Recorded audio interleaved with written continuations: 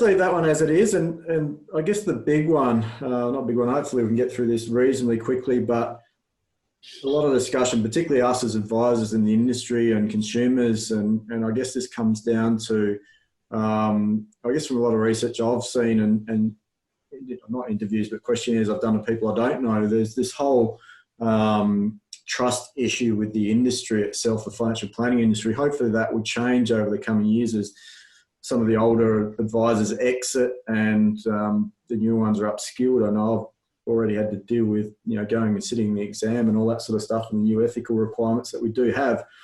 But the big discussion that seems to be around is industry versus retail versus self-managed super funds. So, industry funds seem to get a fair bit of limelight, mainly, I guess, because of the TV advertisement and things like that. Why do you think, I guess, they've increased in popularity? Because I guess people also sit there and think that they're cheap, but when you actually compare them, particularly to some of the stuff we use, there's not a lot of difference between the cost side, but there is between the way that they're managed, if that makes sense. Yeah, there's probably two or three important points there. And obviously we've been through a Royal Commission and we've had all sorts of issues which predominantly have emanated from the larger institutional advice groups where there is more vertical integration, there is more pressure to sell in-house product. Now that's not inherently a bad thing so long as everyone knows who's accountable to who. I used to talk about if you walked into a Ford dealership and walked out having bought a Ford, you probably shouldn't be surprised. Yeah. Unless the salesman promised you that he'd done an independent review of the market and Fords were all that you needed to buy. Yeah. And that's sort of the agency question there about who do you work for? Are you a tied distribution agent for the product manufacturer? Or do you have the client's fiduciary responsibilities first and foremost in mind? And that's been the area that's been poorly defined in the past, which has led to all the controversy and kind of by default has allowed the industry funds to claim a little bit sort of holier than thou attitude about, we only work for members and everything gets plowed into the benefit of members despite, as you say, advertising and sponsoring football teams and all sorts of other things. So the retail advice industry has changed quite a bit. The numbers we were talking about, as I said, when we set up the business was kind of 80-90% of advisors were owned by one of the big four banks or AMP. That's really changed. It's well below 50% now. You might have a better handle on the numbers than I do, but most people have, most good advisors who are still in the industry won't put up with that anymore and don't have to. You can join independent licensees. You can create your own license through ASIC, those sorts of things, and look your clients in the eye, and certainly all the ones who we work with, and say, I'm here to look after and deliver the best outcomes for you. There's a fee component in there as well. As you said, we're cheaper, and they did actually get pinged on some of those ads a little while back, I think, and there's some 9-point font on the bottom of the ads these days, so that'll help clarify everything for people watching TV, I'm sure. The bigger issue there is they've also often claimed that they're much better managers because they've got superior performance. And the issue that I think is most important there, and it's come to light a little bit just in the last couple of months with some of the more prevalent examples of industry funds claiming their investment superiority, is that you're really not comparing apples with apples. Yeah. So the 60-40 portfolio we were talking about before as kind of a benchmark for a balanced approach, well, it depends how you classify what's risky and what's defensive. And so we own listed investment trusts that invest in property where there's a market verified price minute to minute, hour to hour, day to day. A lot of these funds own unlisted assets, and there's been an egregious example, I think, in the Fin Review in the last couple of days where they've actually just increased those prices on their unlisted assets. So there's a lot less transparency and clarity around how they price those unlisted assets. But more importantly as well, over longer periods of time, certainly in some cases, there's a very good argument to be made that you're comparing an 80-20 fund with a 60-40 fund. Yeah. And so if you've got a third as much, again, invested in risky stuff like shares, where they, in years like 2019, where they do very well, of course you're going to outperform the fund that's only got 60%. And I think that's probably the most important point in the industry versus others. is what do I actually own? Yeah. And they might all be called balanced or diversified or growth, but are they all the same? And very often there's quite a bit of variability in there. And if you back out that underlying asset allocation, that explains, and in most cases, a lot of the outperformance. The last one you mentioned is obviously self-managed super funds. And as technology and platforms have evolved and you've got much broader access to underlying asset exposures, there's probably less of a case for self-managed super funds than there used to be. Fees have come down though, so that kind of offsets that a little bit as well. I would suggest most people would be very well served by not having to have a self-managed super fund, but a lot of people have existing structures. The two key areas there are make sure it's fee competitive, and that you are, utilising the flexibility that you need to, unlisted assets, jewellery, paintings, antiquities, any of those sorts of more weird and wonderful things that aren't readily investable on other platforms. Yeah, and I guess you must have seen this as well. My experience has been we're actually been closing down more self-managed super funds than we're opening. People, unless they've got investment properties in there or commercial real property, then there's really, from a cost perspective, and if you're looking at cost and compliance and or unless it's a very big fund where you've got flat dollar accounting fees and it is cost effective from that point of view, but I would, you're kind of well north of $500,000 in assets for that to be the case, I would have thought. Yeah, and just going back on your comment about the industry funds, I remember one, I think it might have been last year I looked at, was termed a balanced fund. Now, for most people, I think that's supposed to be 50-50, so 50% in risky assets, 50% in conservative. It was actually 90% in risky assets, and you actually looked at in detail where they were. So it can be very, very risky. Yeah. And also the other thing I guess we have an issue with is, particularly for most of our clients who are either heading into retirement or through retirement, we need a way of generating cash flow in a super fund as well. Yeah, but just make some comments about how they work, I guess, because they're sort of like a pooled fund where everyone's in together, so they're not really treating you as an individual. So yeah, just sort of comment on that aspect a little. Yeah, look, some of the headlines I was talking about before have been triggered in the last couple of months by the government saying, hey, guess what? You can have access to your super. And so there's been, I think the latest numbers I saw were 19 billion or thereabouts. Maybe it was a little bit higher, 20, which is a problem when you're invested in unliquid assets or illiquid assets like buildings, roads, airports, because you can't sell a little piece of that. So there was quite a bit of panic in a number of those industry super funds about where am I going to find the money? And so you find the money in the most liquid things. And everyone kind of gets penalised a little bit because that structure we spoke about before, that unit trust where everyone has to hold the same mix of assets. If they need to liquidate, they need to liquidate uniformly. And you can have some poor performance issues, but also after-tax outcomes there as well. ETFs are a much more efficient structure and don't work in that way. So there can be a redemption mechanism that isolates the tax consequences to that person who's making that large, not your average sort of buy and sell.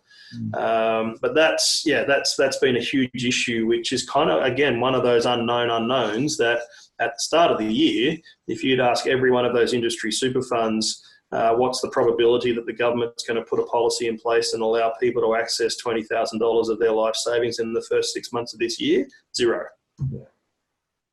And so they had to deal with it. And some have been better at it than others, depending on, I'll be careful with my language, how aggressively they'd been, allocating into unlisted assets and reporting other bits and pieces. Yeah, and I suspect that's had a bit of an impact on the pricing. I haven't looked at too many recently, but I expect that's had an impact on the valuation of those particular funds as well, unless those particular clients have had money sitting in cash, and most of those who have taken money wouldn't have had that amount of money sitting in their cash accounts within that fund. No, that's certainly led to liquidation activity at some level, absolutely, yeah. And I guess the other thing also is, they don't. One of the big things that we look at, particularly leading into through retirement, is that splitting off of income through investment portfolios as well. And the big thing with we've found, particularly with industry funds, and we can see people who go off and do it themselves. We know exactly what's going to happen in years to come. We're going to be sitting there going, shit, why did I do this? Because they're actually, when markets aren't going so well, they're actually selling investments at a low price, forced to sell them to fund their income. And that could go on for massive periods of time, which then has an impact on the longevity of the fund itself. So this is one of the big issues that I have, but I think a lot of people, they're so focused on that return that they're better than everything else, but they don't know what else is out there either. Yeah, and some of that, there's kind of a bias to understand everything in most of these situations, and oftentimes people, are reluctant to sell something that's gone down, but it's probably the best thing to sell, or might be the best thing to sell. So there's an old saying about you end up watering the weeds and picking the flowers, and you're sort of, the market doesn't know what price you paid for that investment, so it doesn't know what your break even is. And that's why you need this kind of independent valuation and forecasting mechanism. So in terms of managing cash flow, a lot of our clients are in drawdown phases from their superannuation accounts or self-managed funds. And again, the combination of working with the advisor who understands their cash flow needs, operates and manages an outside cash account compared to the portfolio. Client needs $5,000 a month, so there's a $15,000 a quarter distribution comes out of our portfolio to make sure that cash gets topped up. Then, the really important work that someone like yourself can provide pre a crisis event like we've just been through is to say, hey, we've got 6, 12, 18, whatever the right number is worth of cash set aside. So if we do see a big crunch, we don't need to draw capital out of the portfolio. We can give it time to recover as well. And that's all the individual work, which we can't do at a model portfolio level, but a good advisor does with their clients. Yeah. Yeah, I guess just on that, once again, it's clients and investors fighting that whole greed issue as well. And we have a lot of clients who say, well, aren't we holding too much in cash? And I said, well, it's going to come back to provide benefits for you when these things happen. We just don't know when that's going to happen. And it's often a good contrarian indicator for us. So with newer advisors who aren't as used to the way we do things. So again, another contrast with the way the bulk of the industry works is, you write a check, they get the check on a Tuesday and you're fully invested on the Wednesday. As you know, we'll often take several months or take individual guidance from you around, let's do half the buying today and then dribble it in over a couple of months, or take a bit longer, or there's several tranches of cash to come. It's still a very individualized approach there as well. So that, that ongoing communication is a really important piece of it as well. Yeah, no, for sure. So I guess just two more things. What would you say, I know, but, from someone who's not a planner, used to be, what are the key considerations people need to think about when they're thinking about a super fund to use? Because there are, as you mentioned earlier, there's a lot of people out there who don't seek advice for whatever reason, whether they've had a bad experience before, seems to be a big one. They're reluctant to go and see someone again. They're sort of, I guess, afraid they're going to be sold something they don't actually need, which I think is a relic of the old financial planning industry. But what do you think people should be looking at in terms of a super fund that's appropriate, particularly when they're leading into retirement and through? Are there any sort of tips you could give for helping with that? Probably the two for me would be you want to have a look at the investment menu and make sure there's a whole bunch of low-cost index ETF options there as well, which really is leading into the second answer as well, which is the easiest thing you can control is costs. Yeah. The difference between out the spectrum into exotic investments, which pay high ongoing fees and performance-based fees and all sorts of other things, and just don't deliver as well. That's the one thing you can control. And so if you've got a broad enough spectrum of available investments that allow you to invest with a great degree of diversification and transparency, and you can do so in a manner where you can really keep a lid down on your costs, that's really important. And if you are going to be a DIYer, avoid turnover. I guess would be the other thing I would say as well. Don't be reactionary to what one day to the next, 1 week to the next is telling you, your gut's telling you to do. Have a plan, understand your plan, write your plan down, review your plan on an ongoing basis. And, that's probably the sort of core elements of that'll get you towards a good long-term outcome. Yeah, no, very, very good advice there. Thanks, John. Just one last one, I guess, in this area, and then we can sort of wind it up. A lot of people look at the costs that they're paying for a super fund, and I think sometimes they look at this a bit the wrong way. Yes, costs are important, right, and I understand that. But is it really a factor in choosing, I guess, a super fund? Because some people just go, look, I just want the cheapest fund, without really looking at the wider impact that could have from a structural perspective. Yeah, you can get to a point of diminishing returns, obviously, if you're doing a pure cost comparison there as well. And to use a slightly different example for the moment, there's fee wars that have been ignited by the exchange traded funds that we're talking about as well. And plenty of examples where a new manager will issue a very, very similar, if not identical product, excuse me, at some cases for 1 or 2 basis points cheaper than their competitor, and literally 0.01% cheaper. So, if I'm making a decision between 2 funds and one costs 4 basis points and one costs 5, well, that's negligible. Yeah. So perhaps in evaluating available superannuation fund options, it's more important to probably put a line through the expensive ones. And if they're all in the ballpark of reasonable low cost type alternatives, then, if you've got an existing plan with someone and you're paying, 50, 60 points, 0.5 or 0.6% for sort of admin costs, and you're going to save 0.05 by going somewhere else, is it really worth it? No. But put a line through, not just on the platform or the fund itself, but understand the fees you're paying on the underlying investment options themselves. And part of that is underlying, what does it cost you to get in and out of an investment option as well? Whether that's a buy-sell spread on a fund or a brokerage rate that they're going to charge on a listed investment. And that's kind of going to be where the bulk of your costs are going to come from. And as I say, kind of focus on making sure you're not at the high end of the spectrum. If you're in a reasonable end of the fee spectrum, then you should be relatively comfortable. All right, that's been great, John. So that's been some useful stuff. Is there any sort of last things you want to sort of leave for or comment on? I know we've gone through a fair bit. Yeah, look, I'll sort of go back to the start a little bit and say we're not out of the woods in terms of where we sit as a response to a health crisis, as an economy, or as a financial market, both here and around the world. But we are on the path out, and there'll be some bumps and rocks, and we might stumble a little bit along the way, but hopefully we don't fall completely over. Not to torture the metaphor too much, but I've said recently I've moved from cautious to more confidence in the optimism for the outlook.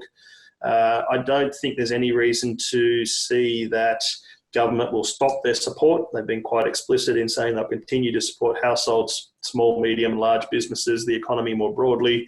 Interest rates aren't going anywhere for a long time. So, mortgage servicing costs, debt deferrals, those sorts of things will all be supported. We do still need to bridge that gap. Expect that it'll be a bit of a wild ride. Please read the commentaries. I will remind you again, and again, don't be shy on any questions or feedback on those. I'm always very happy to receive that as well.